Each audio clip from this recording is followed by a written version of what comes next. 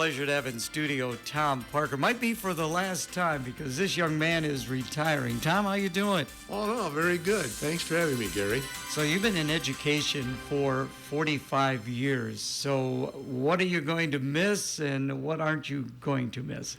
Well, the thing I'm going to miss is definitely the people.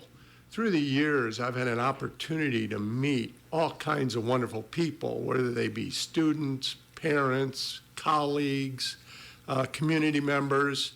And, when I stop to think of it now, some of my first students are now in their 60s. So, yeah, time goes on and goes by very quickly in some cases. So what are some of the things that, you might not mind having to deal with anymore? As I've reflected on it, quite honestly, probably the biggest thing is the alarm clock. And probably one of the biggest stressors I've found as a superintendent would be those bad weather days. You wake up early and you have to make some important decisions early in the morning. And for me, that's always been a bit stressful because everybody's safety is very important. And I'm not going to miss needing to make those early morning calls. You are a local guy, and you're going to close out your career at Camanche, but you have made some stops, and we were talking about that before we went on the air, and I think the folks would find that interesting, your background, because you just didn't start in Camanche. There were other places you were at. No, that's very true. Even though I'm a Camanche boy, when I started my professional career, the first place I taught was Bancroft St. John. And Gary, I know you're a high school sports fan. And while at Bancroft St. John, I had an opportunity to meet truly legendary baseball coach Vince Meyer. And St. John was well known for baseball in the state of Iowa.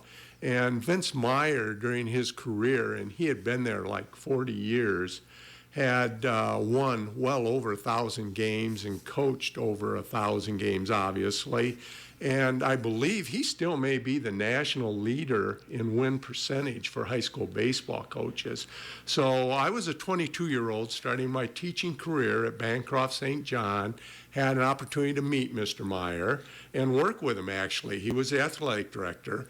Now, it's kind of ironic that I say this now, but at the time, I believe he was around 66 years old, and I thought he was pretty old. And being 22, that was my perspective on things. Now, as I look at it, at 66, he was younger than I am now, and that puts things in perspective for me. But it was a great opportunity for me to watch him and learn a lot about coaching philosophy and just education in general. He was a great professional role model for me. How long at Bancroft St. John's? I was there for 3 years. Okay. And during the time I was there, along with teaching a number of subjects, mainly social studies and PE, I also coached. Yeah, it might be interesting to some to note that my first coaching assignment was cross country. Now, obviously, going through school, I was a football player, so I had to learn a lot about cross country. But we had a very good cross country team and some good athletes on it, and were able to get to the state tournament a couple times for the cross country. And people are kind of amazed at that. As a matter of fact, in 1978, we were the state runner-up in cross country in the small school class. So I always kind of like putting that out there that, I did coach cross country at one time. You can tell that to Aaron Montgomery. I do. The other thing is, what's kind of interesting is I also coached Iowa girls basketball back in the late 70s, which would have been the 6-on-6 version. Yeah. And I really enjoyed the opportunity to getting to know a lot about that game and the traditions behind Iowa girls basketball with 6-on-6. And it's kind of fun. And just a week or so ago, we were talking women's basketball. And, of course, with Caitlin Clark and everything, a lot of interest in that. And the topic of 6-on-6 basketball came up with Iowa girls. And if you go to the Iowa Girls Union website, they still have clips from the old 6-on-6 game, which is kind of fun to watch. Oh, yeah. I went to a state tournament. I was going to school at Fort Dodge, went down with a buddy who was from Mediapolis. So he wanted to go to the state tournament because they were always there. But so after Bancroft St. John's, where? excuse me, I spent 3 years at Bancroft, and from there I went to Dubuque-Wahlert. And Dubuque-Wahlert, I taught history, and then I coached probably sports a little more in my wheelhouse that people would expect. I coached sophomore level football, sophomore level wrestling, and sophomore level baseball. So I had an opportunity to coach those sports, and it was a very good time at Wahlert. I met some very wonderful people there. As a matter of fact, here a couple of years ago, the Camanche football team was in the playoffs, and we played Wahlert in the playoffs. And it was kind of fun for me because there were still some of my former colleagues associated with the football program then. And it was fun to catch up with them before the game. Obviously, the first game in the playoffs, Camanche won, so I enjoyed that. But here, recently, we've gone back to Dubuque and played Wahlert. I think Wahlert kind of returned the favor on us up in Dubuque. But people ask me, well, when Wahlert and Camanche play, who are you rooting for? Well, of course, Camanche. Yeah. You know, Well, but I will Camanche. root for Wahlert when they're not playing Camanche. So after Wahlert, was that the end of the teaching, and then you started to get into administration, Tom? Yes, exactly. While I was in Dubuque, I was working on my master's degree at Loras College. And I always wondered what the next professional challenge for me would be, and administration was it. And I never wanted to be in a position to ask, what if?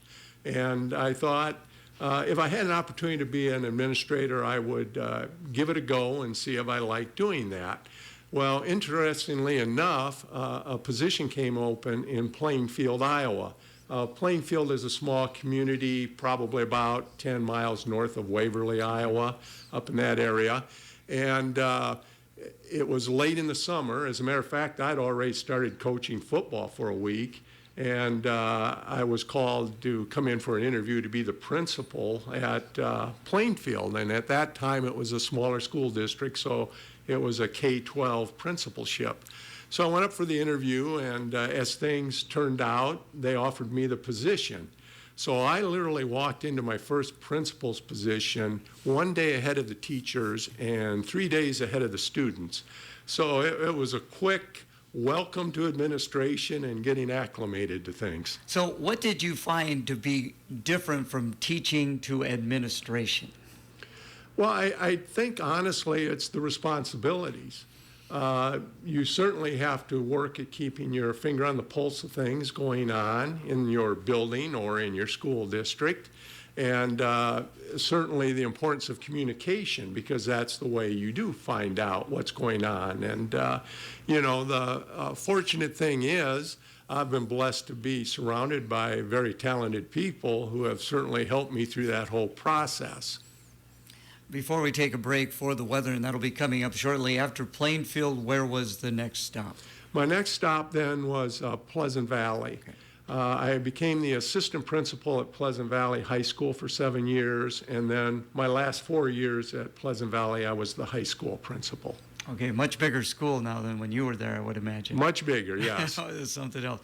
Then we'll get into the Camanche days?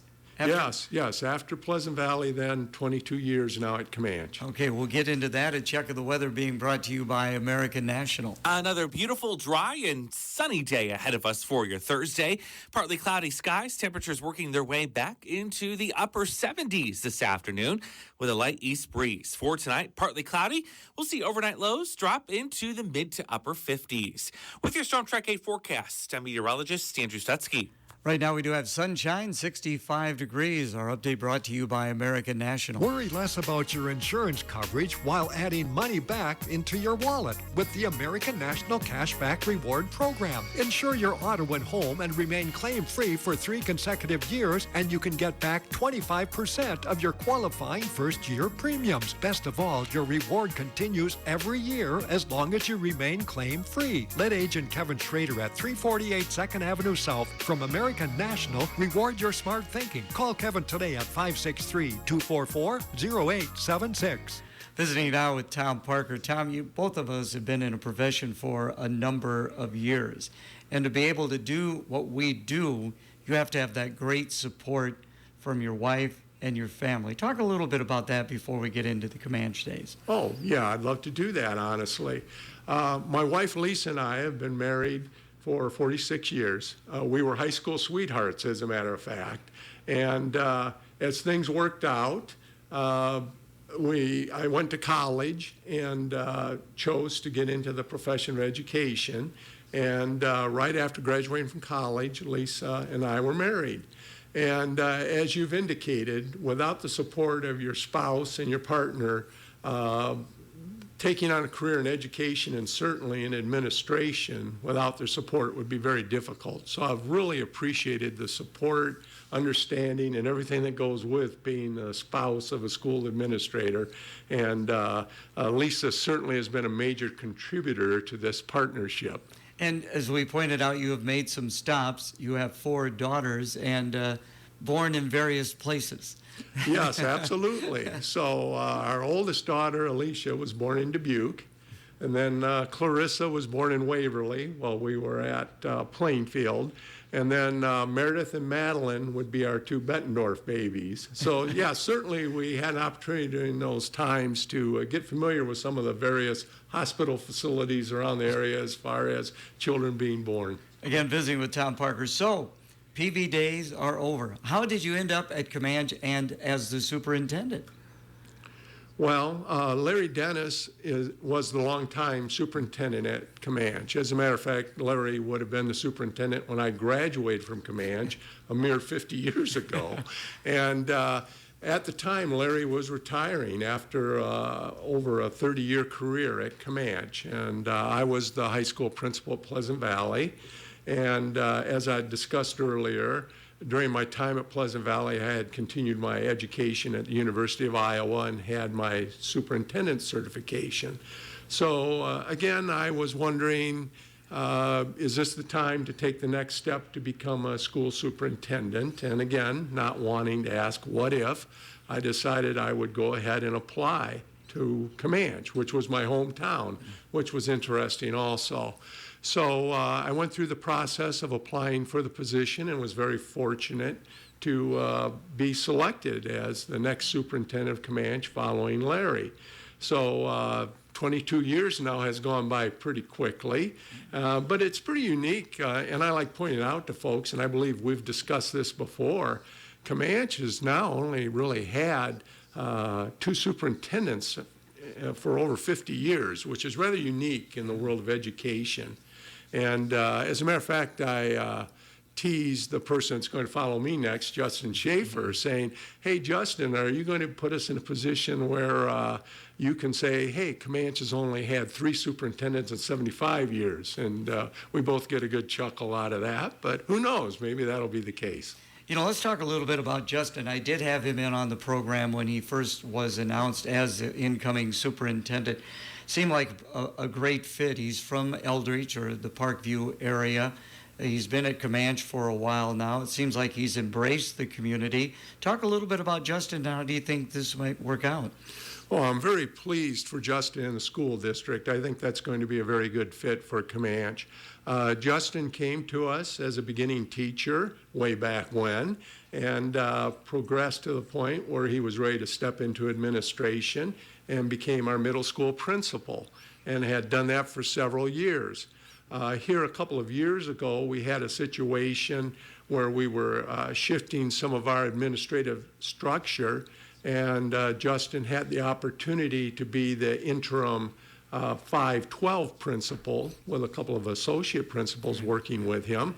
And so he had an opportunity to gain a wealth of experience in the Camanche School District from a lot of different perspectives. Once here in December, when I decided, well, it is time to retire, the school board started the selection process and more or less became involved in a search firm. And Justin at that time decided he would become a candidate for superintendent. And things worked out well for everybody involved as Justin was selected to be the next superintendent in Camanche. So I'm really looking forward to seeing how all that goes with Justin in Camanche. I think it's going to be a win-win scenario for the school district and for Justin. Talk a little bit about the transition. What are you 2 guys doing together right now? Well, formally, we have a situation where we try to meet on a weekly basis and just discuss things in general. I would say as this transition is moving forward, it actually is a good thing because Justin is present, and we allow Justin to more or less take a look at things that will begin to impact the upcoming school year in the future. And I think that's only fitting that that's the way that should work. And from my perspective, I'm working on current things and tying up some loose ends that still need to be taken care of with this current school year. But the transition has worked very well. Justin and I have known each other for quite a while, and we have a good line of communication. And I think it's all in all been a very smooth transition. You, of course, started out in education as a teacher and then worked your way up to the principal and now superintendent. But as a superintendent, do you get a chance to walk the hallways at all yet, Tom? Well, I try to do that. Now, believe it or not, this past year or so, I've been slowed down a little bit. I had a knee replacement, so I wasn't able to literally walk around the halls as much as I would have liked to do so. But I'm trying to get back into the swing of things, and certainly now, with this being my last year, it's kind of nice to walk around the halls and just take it all in. And again, one last opportunity to really enjoy the people, from students to staff to other folks I run into in those final few days as superintendent. So I've been trying to really enjoy that. Again, visiting with Tom Parker. At the beginning of the program, I asked you what is something you might not miss, and you talked about the weather. But I would imagine the biggest thing that affected you in your administration had to have been the pandemic. How did you handle that? That's a very good point. The pandemic was a challenge we never would have thought would come our way. And it's kind of interesting, pre-pandemic, several years before, our school nurse, and I give her a lot of credit for this, Kathy Hullinger, had said to me, "You know what, Tom, I think we ought to develop a pandemic plan in the school district." And I said, "Well, Kathy, we certainly can do that, but certainly feel free to proceed with that." And she did, and she put in a lot of work and a lot of time to develop a handbook as far as things to do if we ever faced some type of a pandemic. Well, sure enough, in the 2020, we end up with the pandemic. And I, as a matter of fact, called Kathy as she had retired before the pandemic occurred to thank her for all the work she put into this handbook, because it really did serve as a useful guide for us. And certainly working with Clinton County Health had always been something that, I appreciated that support, but it was an incredible challenge that certainly there had been no way to prepare for other than the work I talked about with Kathy and some of her. Interesting. Yes, it was. It was great insight on her behalf, and who would have thought? And I would hope we never have to go through something like that again, because it did have quite an impact on people in a lot of different ways. And hopefully we can avoid those types of things in the future, but I don't know.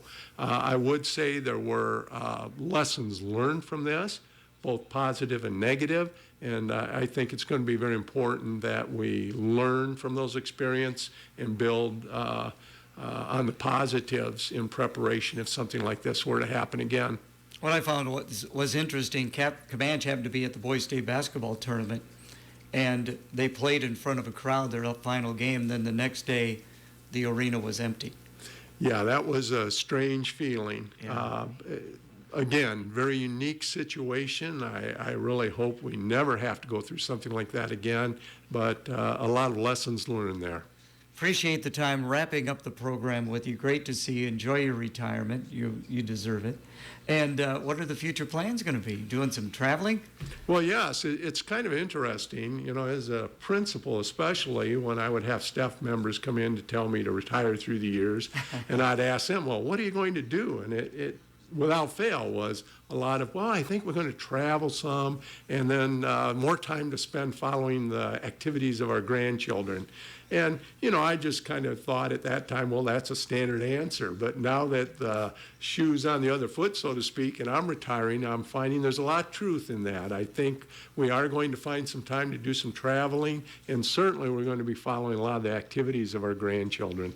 You do have 8 grandchildren from the 4 daughters, and where are they all at? All right, well, we're kind of fortunate that 5 of them are in the Quad Cities, and then the other 3 are up in western Dubuque. So as long as we stay close to that Highway 61 corridor, we can get to our grandchildren's activities pretty quickly, and we appreciate that. I know a lot of folks have to travel quite a bit to see their grandchildren. As a matter of fact, when the 3 grandchildren were moving up to western Dubuque, quite honestly, I pouted a little bit because that would be a bit of a distance. I was used to them being here in town in Camanche. But, traveling to western Dubuque is at the end of the world, and certainly an hour away is not bad. And I'm grateful that I have an opportunity as a grandfather to be able to get to a lot of their activities. So you're going to stay in the area then, continue to go to the Camanche activities? I usually, when I'm doing a basketball or football game, I see you there. So, well, I certainly enjoy that. Yes, we're staying in the area. Interestingly enough, our youngest daughter, Madeline, is looking to buy our house. Now, back when she was 8 or 9 years old, she used to always say, I think I would like to buy the house. And that was cute back then. Yeah. Well, here a couple of weeks ago, she said, my husband and I would really like to buy your house. And this time, Lisa and I said, well, let's talk. Well, that is good. Tom, again, thank you so much. I've enjoyed seeing you throughout the course of the years. And remember doing that basketball game out at Northeast. Was it Allie that had the big game? That was Madeline. Madeline, okay, Yeah. okay. That was quite a ball game. Enjoyed watching them. Tom, thanks so much. Thank you, Gary.